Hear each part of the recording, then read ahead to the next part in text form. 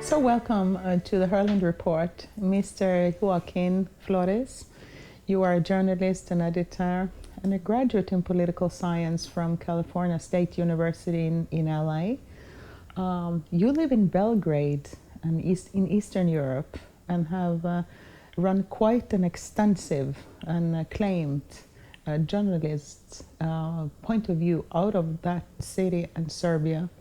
And we're discussing today the Middle East and the Syria war. And of course, it's almost impossible to discuss the Syria war without looking at the Libya war, the Arab Spring, and all the events that came out of that situation. But Yes. How come the Syria war has become so polarized? It's because truth is the first casualty of war. And so the narratives become polarized. I'm not saying the truth is somewhere in the middle, because then that just simply creates the incentive for both sides to exaggerate further, to push the middle over to their side. But we've seen that, and that's polarization. So to the extent that we've seen in the Western narrative that Assad is gassing his own people, murdering his own people, these are fictions. Was there repression? Were there imprisonments? Was there torture? Are there political prisoners? Yes, like in the United States, there is too. But when the accusations became ridiculous and unsustainable by facts against the Syrian government, then pro-Syrian forces, their international allies, the Syrian government, they began to project an alternate reality in the other direction, that there were not any major problems, that Assad had full support, that all the things that were being said about the government were lies. And they weren't. I mean, there were some real problems. And for example, the white helmets coming into the picture. This, for many people, seems like a recent advent. But it, in fact, has been growing slowly since the early 1970s. So there was in 1972 or 73, correct me and forgive me if I'm wrong, the Hafez al-Assad began to move away from more of the Soviet model of direct state planning in all spheres of the economy, and kind of learned a little bit more from Khrushchev and a little bit more from the West to liberalize the economy, to start taking on IMF debt. But also, the British MI5 had been supporting and building up Islamists for a long time, since the 40s and 50s, really since the end of the Ottoman Empire, Lawrence of Arabia, the development of the Muslim Brotherhood. And so the Muslim Brotherhood in Syria, as early as the 70s, there was attempts by Hafez al-Assad to incorporate elements of them, to sort of buy them in, buy them off, to place an imam who is ostensibly a Sunni, even a radical Sunni cleric, even one who previously said anti-pan-Arab nationalist things, and get him to be kind of neutral and bestow his blessings on the government. And in turn, the government of Hafez al-Assad would then bestow some legitimacy upon the Muslim Brotherhood, because they were, of course, under the rules of the IMF, had to introduce these human rights organizations. And the Muslim Brotherhood in the 20th century, in particular since the 1950s, influenced by the Egyptian scholar Qutb, really evolved and developed the concept of introducing radical Islamism with social programs. So this put them in competition with the secular communist and socialist left, or the pan-Arab nationalists, who had kind of somewhat of a bandwidth with the pro-Soviet sphere. And how to incorporate this, the Muslim Brotherhood began to take up also kind of the language of the left, a little bit, in their own kind of social program way. So then they built up parallel institutions within society. So the IMF would say, for example, You have to put austerity, you have to put budget cuts on education. So then Assad's father had to, line item veto bills about education and healthcare and reduce the budget. Who filled the gap were these civil society organizations being financed by Gulf monarchs and the United States in a long game to create what are called dual power institutions. Vladimir Lenin, actually, the Bolshevik leader, was one of the first to write about the necessity in trying to overthrow a government ultimately, that you have to create dual power organs within the society. So you have to start to take away the credibility of the government while the government still stands by performing certain critical, necessary government functions, but through the philanthropic sphere. So the White Helmets really evolved out of these civil society organizations that the West and Gulf state monarchs had been financing going back to the 70s. And then, of course, when Wolfowitz and Pearl and the neocons and Bush II was president, and they made the war on Iraq and Afghanistan, then they put the ultimatum to Gaddafi, they put the ultimatum to Assad, now Bashar al-Assad, that you must let some of the even crazier radical Salafis out of jail, let them integrate into these NGOs that were already Muslim Brotherhood backed or Muslim Brotherhood led NGOs that had been for a certain period and in a certain limited way kind of moderated or co-opted a bit by the state, but were festering slowly, building these dual functions in society. So then what we saw erupt finally a number of, 7 years ago, is the culmination of a process going back to decades and decades ago. And this is very interesting, of course, especially thinking about Europe and the United States today, as we see parallel societies developing very much here too, and much of Paris being owned by the Arab princes, and, yes, and the whole suburbia really in Paris and many places in Europe, being owned, foreign owned, and it's much of the same Muslim Brotherhood infiltrating European cities, and, yes, and radicalism growing very strongly. But yes, I so liked you mentioning the pan-Arabic area because and time, because many people in the West do not know really much about the history of the Middle East, and they don't know how pan-Arabism grew out of, let's say, colonialism, and colonialism again being imposed on the Middle East as a consequence of the post-Ottoman period. right, And you had the urbanization, of course, at the same time all over the world and in Europe as well, and so many young Arabs moving into the cities also right, in the Middle East. And the pan-Arabic movement coming out as a nationalist movement, right, and as a secular, we would say secular. yes, Of course, the Muslims in the Middle East would say a Muslim and Islamic movement, but we would call it secular, right, in the sense that no women wore the veil. right, Women had equal education as men. yes, We see it in Iran, of course, under the Shah. We see it also in Syria under Bashar al-Assad, and yes, also his father, who was a pan-Arabist. yes, We saw it with Nasser, we saw it with yes, Muammar Gaddafi. yes, And in Libya, for example, too, you had women wearing the army, free right, education for women, a strong secular kind of movement. And one of the things that characterized the pan-Arabic movement, which originated out of Syria actually, and actually one of its founding fathers or founding philosophers was a Christian Syrian. right, And then this was also the view of Saddam Hussein to a large right, extent, right, also Baptist, was the respect for the plurality, right, which again was something that we also found much more, I would say, during the Ottoman Empire. right, One could argue not yes, that much, of course, but it at had least periods, more. yes, At least more than what we see under Islamist rule, or for example the Salafis and the Muslim yes, Brotherhood countries of today. So the paradox being, yes, Big one. Once the West decides to go into the Middle East, they remove precisely the secular leaders, Right. the secular Islamic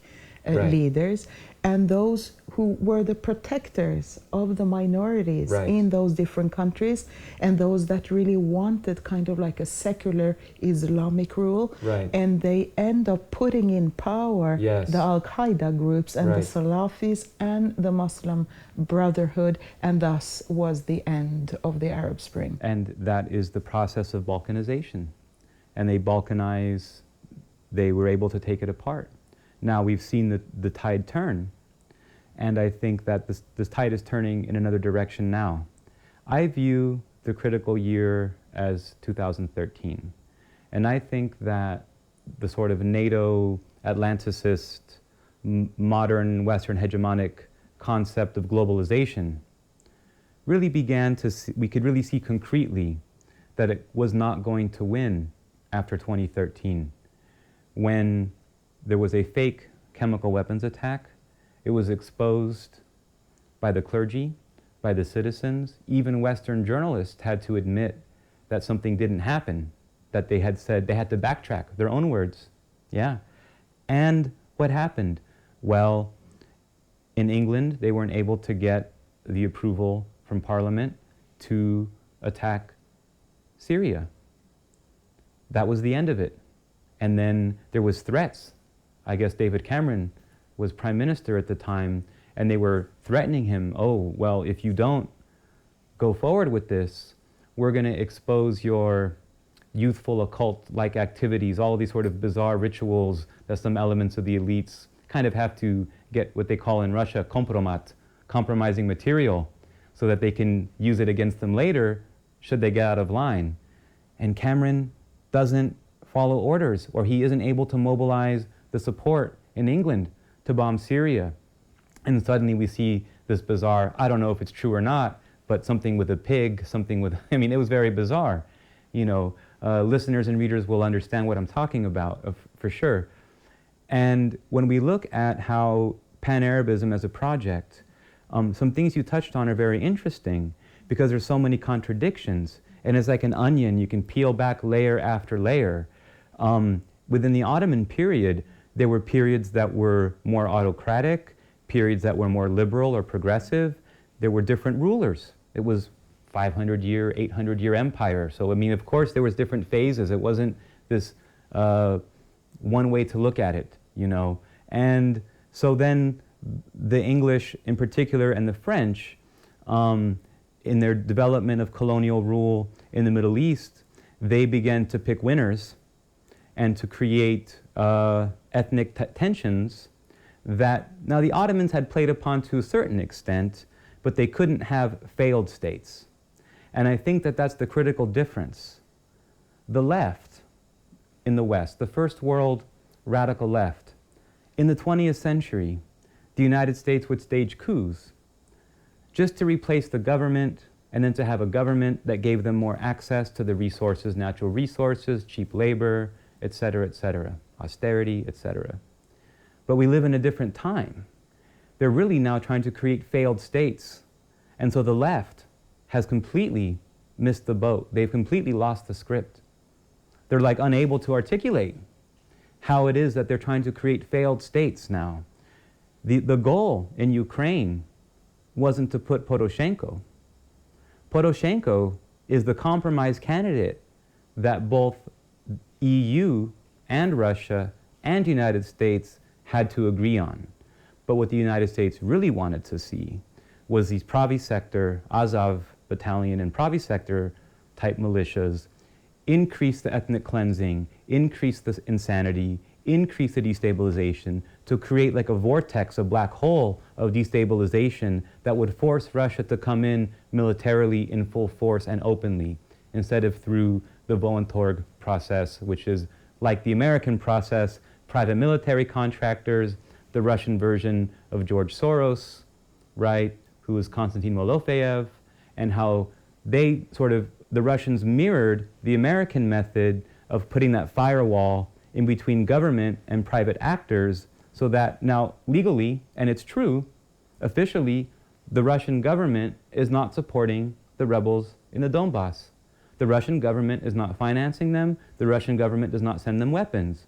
It's decentralized through private party actors who happen to be Russian, who are acting as philanthropists because they have some sympathy, ostensibly, the story goes, with the ethnic Russians in the east of the country. But the goal was to create a failed state in Ukraine. They don't want to replace Assad with some other version of Assad that's pro-American. They want to create a failed state and break it up, and then just have the oil fields and the resources, the river, the waterways, and the oil fields be heavily militarized microstates, but for everyone else, or like the urban centers, Aleppo, Homs, Damascus, that can be blown up. That's just local wealth. That's local capital. That's what was building a local society. They can get the resources, but they don't need to control the whole government. They would rather create a Mad Max scenario. They want to see a post-apocalyptic scenario that creates broader and broader concentric circles of destabilization so that more and more of the surrounding stable governments are drawn into the instability. Then the weapons manufacturers come in, the speculation about oil, water, very big for some countries there who want to have the oil from Iraq, water from Syria, and so forth. So this is the world that we're living in. And I think that crossing that bridge and getting past that conceptual wall, that imperialism today is not about taking over a country and putting in a puppet. Because ultimately they learned. We can take the example of Afghanistan, Ahmad Karzai. He was like a CEO of a big American oil firm. I mean, he spent more time in England and the United States than he did in Afghanistan. He was only nominally Afghani. He was wearing a suit, Brooks Brothers, Hugo Boss, etc. Suddenly he shows up like in robes and stuff, like he's an Afghan leader. It was a total joke at first. But then, because the gravity of local politics, because politics is ultimately local, in order to create a stable Kabul government, meant that you had to have agreement from this Taliban group, the Northern Alliance, this other group, Pashtuns, Sarbani, the different, you have to get them to work together. You need to have consent. You have to build a functioning society. So then Karzai went off script, you see. So we saw this happen in Pakistan. And so I think the Syria example is so fascinating, and I think is even a cause for hope, because we saw since 2013 that this globalization movement that used the resources of the United States, some may not even say that it's an American project, but a globalist one, an international bourgeoisie, the international nomads. That's why the Parisian billionaires don't really care that Arab millionaires and billionaires are buying up Paris, because they in turn can buy up parts of Dubai. So for them, and they can intermarry, and they can party together, they have the same taste in wine, in clothes, in women, in song. That's the globalization. They're the ones, right, living the 1960s dream of let's hold hands and I want to teach the world to sing. I mean, they crossed that bridge. They left everyone else behind. Now they have to create failed states. It's been such a paradox, too, to follow the line of ISIS, which was, of course, a terror organization that all of a sudden came out of nowhere in 2014 with blistering pictures all over the Western media, beautiful new trucks, and kind of like the same kind of groups that we saw in Libya, also with beautiful, great trucks.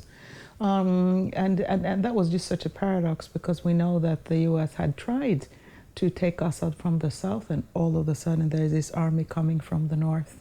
Right. And then with all the threats all over Europe, and they're coming to bomb a place near you, and all of that, and we've seen how the ISIS has evaporated out of Raqqa now. And paradoxically, then, of course, the Kurdish taking over the exact same areas that we saw the ISIS had. And the Americans, then again, all of a sudden now in Syria, in control over precisely the same areas that hold the oil and the wealth of the Syrian people. So it's really a power play in that region, isn't it? It's very interesting.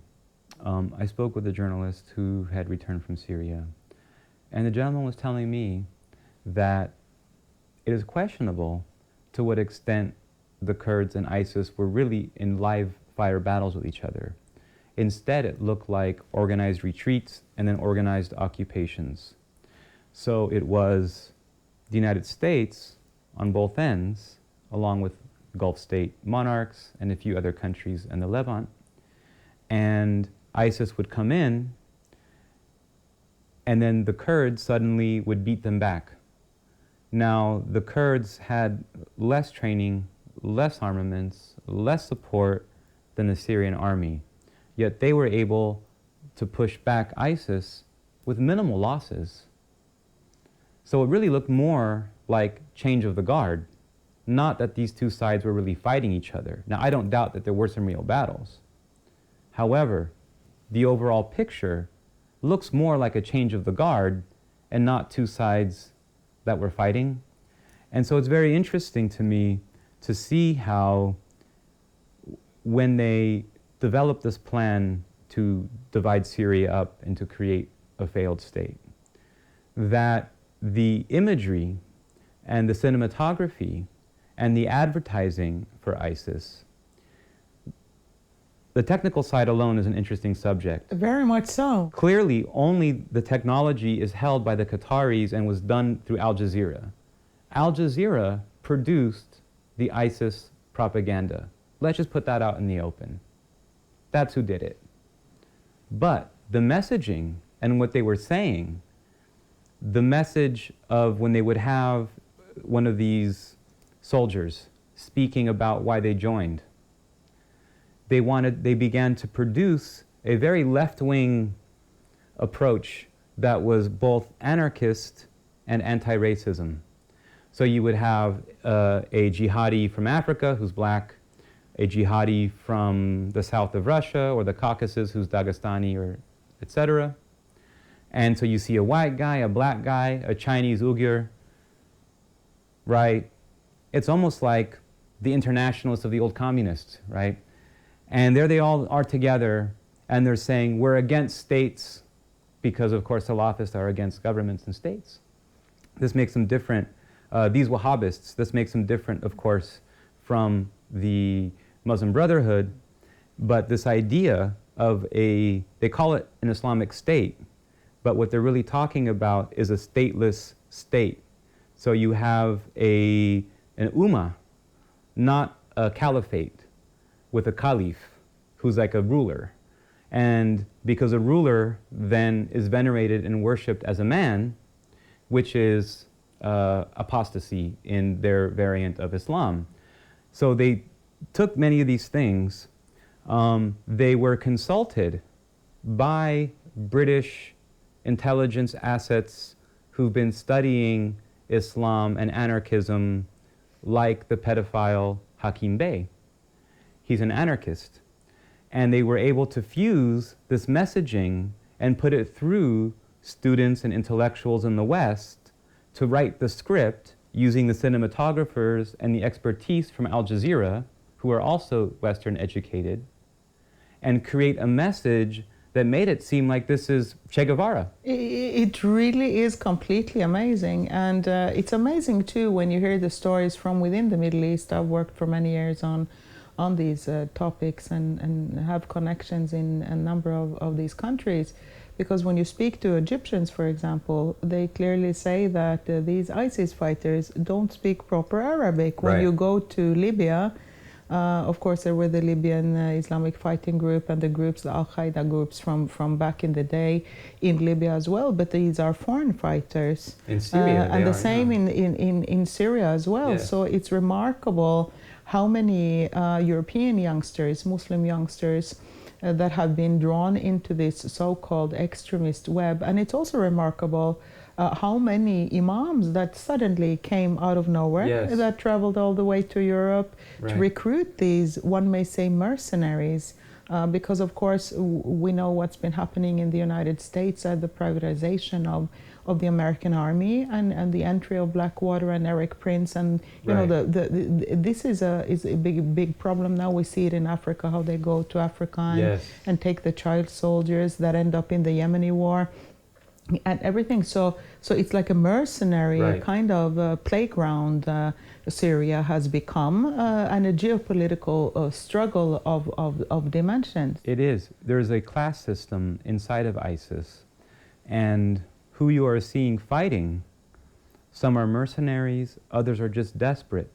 Keep in mind that the 2008 global market crash, which was then parlayed into the quantitative easing, which was then used to corner the market on perishable goods of those companies that marketed grains to the Middle East, that a whole generation now, people who were 10 years old in 2008 are 18 years old today. And those economies never recovered. And now they're being offered not only to do something that's righteous, let's say to fight for political Islam, but they're also being offered salaries like $100, $150, $200 a month, which is not bad money if you think that it's also something that you believe in, and it's also much better money than no money. And then you have a lot of perks that come with war. There's rape, pillage, they have access to drugs. They are in a two-class system, however. So when you look at how does ISIS have the manpower, now of course you can have guerrilla fighters running around with machine guns in the street, but who are the coordinators? They have war rooms with maps and computers, they have internet websites, so you have a whole class of Europeans. But this really speaks to a European problem. This is not an Islamic problem. This is because Europe has failed to create a vision of what Europe can be and should be. You can't just say that the point of our society is that everyone does what they want. That doesn't build community. So you have second and third generation young men born in Germany, born in France, born in England. Their parents immigrated. Now they are in the society of Nike and McDonald's and Lady Gaga, and none of that has any meaning or substance to them, like it doesn't for many people. And they are now in this post-colonial conflict where they are deracinated. They are removed from their roots. So now they are trying to find their roots and get in touch with their identity to be a true and authentic person. So the ISIS technocrats who are behind the computers, who are operating the drones, who are doing some of the planning, they have college degrees from Paris, from Berlin, from London. They were born in Europe. They're not migrants themselves, by and large, many of them. Or they've lived there for most of their lives. And what they are fighting against is the decay of modernity. And radical Islam is just a placeholder for the type of meaningful society that everyone yearns for. And so until the West understands that you need to have a mission, that societies have to be mission-based, of course you must have plurality and discourse and disagreements and the right to protest, and you should have free and fair elections. These things are very important, but the society itself must have a mission. What it means to be French or what it means to be European, this is not a thing that exists. I mean, you have in Germany the anti-German party.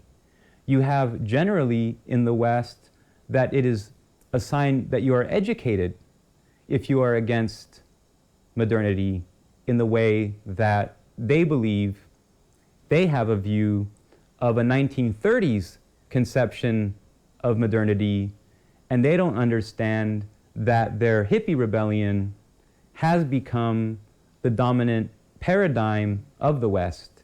And it has no meaning except what's the individual self-fulfillment. And so divorce rates have skyrocketed, youth alienation has skyrocketed, drug use has skyrocketed. These are not directly poverty related, because in the past there was much more poverty. This is about not having mission and purpose in life. And commercialism, crony capitalism, materialism in society, it can't give people that meaning. And so if you happen to be a person of Arab descent by 1 or 2 or 3 generations, then you're going to start seeing these imams who were imported from Gulf monarchies and opened up new mosques, and they're just actually trying to get back in touch with what's real. And then they end up in a conflict that's not even theirs, because they're really more French than they are Syrian. So it's really a paradox. It's fascinating to hear you say that, and it kind of corroborates with the American story as we see it today, because who is so much against, for example, President Donald Trump?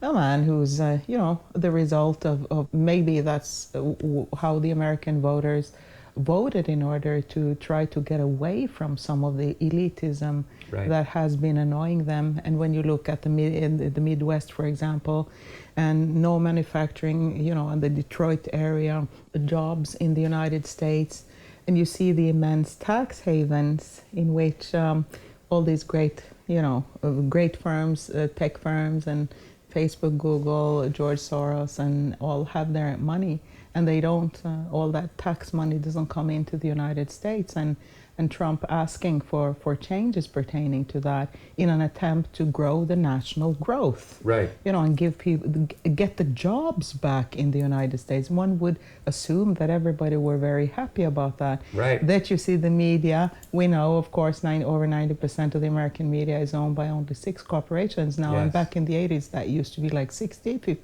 corporations. Right. So it's very, and the same group that own the American mainstream media also own the weapons manufacturing and the globalist elite, so to speak. So when you look at that perspective also spilling into Syria, it's just really interesting how one may say that there is an elitist group that doesn't exactly think about the people. Right. And that's what the good old socialists and also the conservatives and many different groups try to build up national sovereignty and the respect for a nation. Yes. And the aim was to create a society or a nation where the people who lived within that nation could have good lives. We're kind of quite far away from that right now. It's very interesting that you say that, and I happen to agree. And it's, I think, one of the great successes of the ruling elite in the United States or the Atlanticist West is that they've been so successful in dividing the people in these categories. And many of the people share similar values, but because politics is local movements have made this movement sound libertarian, and this other movement is socialist. And on paper, you would think that libertarians and socialists have like nothing in common. But when you really look at their view about what it means to be a human being, what does freedom mean, what does it mean to live, to work, what is fairness, what is justice, they have many very similar views, but they're speaking a different language. It's like speaking, Greek and Arabic. And so they're talking past each other. Well, is this one of the reasons why it has been so easy for the mainstream media to show only one side of the story in the Syrian conflict instead of depicting the complexity of the issues? Well, there's a problem with storytelling, and there's a problem with the media. And I think that that's why there are just less and less people watching television, because you have, of course, the sound bites, the segments, the way that they're timed, the pacing of it. There's almost, not to sound conspiratorial, but there's almost been a one-to-one parity between people's increasing inability to pay attention and decreasing attention spans and the increase of this diagnosis called ADD or ADHD, and that news and information comes in these very superficial single-serve formats that gives a very small black and white image that's supposed to just get you to think one way and then move along and do the next thing. And I think that was what is happening now, and in connection with why the Western model, not the old Western model, but the neoliberal model is disintegrating, they had too much confidence in their ability to control people. It was almost like their own legitimacy to rule was based in a belief that they're the elites because they're smarter than everyone else. So they tried to create a media and cultural system that reflected the stupidity that they imagined people to have. But in reality, people are a bit smarter than that. And I think that's what we're really seeing, is that people are able to dig in deeper. They want to get to the heart of a question.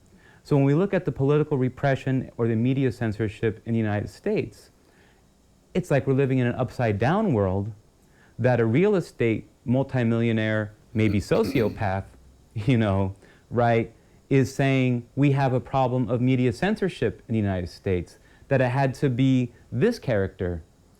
People had thought for a long time that it would be like a Huey Long or a labor leader or a populist from the South, and it ends up being a New York City real estate developer who kind of taps into the gestalt, who understands. We're talking a man who's 70, 72 years old, who has the knowledge of social media and human dynamics that a 25-year-old Silicon Valley, techie would have. I mean, he really understands how Twitter, Instagram, YouTube works.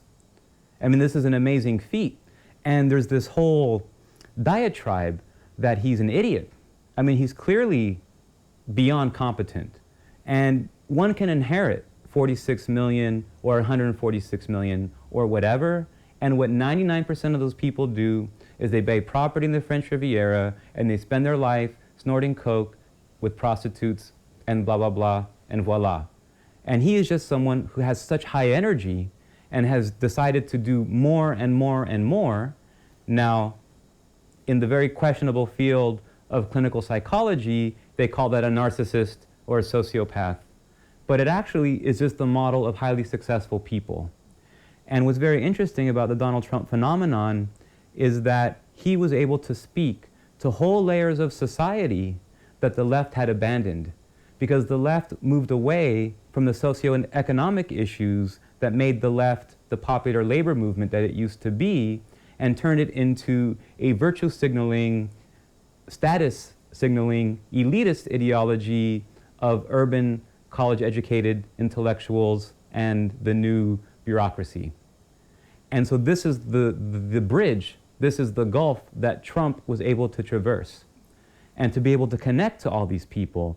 And the war that we're seeing in the United States between the elites, he couldn't do it if there weren't at least some segments of the military and the elites that could see that, let's say, the prior ruling junta, which is still fighting for control of the deep state, and they still control the intelligence organizations to a large extent. But to see that they were just focused and dead set on this concept that, well, the Soviet Union collapsed, so therefore we rule the world. And how can it be any other way? And they just couldn't conceptually wrap their heads around the fact that in Latin America, or through the BRICS countries, Brazil, Russia, India, China, South Africa, that other nodes of capital in different parts of the world, despite and in the face of transatlantic capital accumulation to London, City of London, or New York, or Berlin, that despite that, other parts of the world developed, and they built national sovereignty movements, whether they were of the left, whether they were religious, whether they were conservative. Those were just superstructural colors, but the real substance was capital accumulation happening at the local level. And when capital is local, it benefits people more locally, because then you get things possible like micro banking or small investment, entrepreneurship, education, and it works against the outflow of migrants, because people want to stay where there's opportunities. People don't just want to leave their families for no reason. People like where they live generally, So it's a fascinating process, and that the war that we're seeing in the United States and what's happening with Trump now can only be understood in those terms. You can't even follow the left, what they say about Trump. Now, equally as nauseating at times are the Trump supporters. But that's, again, not the essence of what's happening. There's really a war of the elites. And that's a sign that American hegemony is on the decline when they start fighting each other, right? Because victory has 1,000 fathers, but defeat is a bastard. And they are arguing over whose fault it is. But the fault is that the American empire is in free fall. It is in collapse.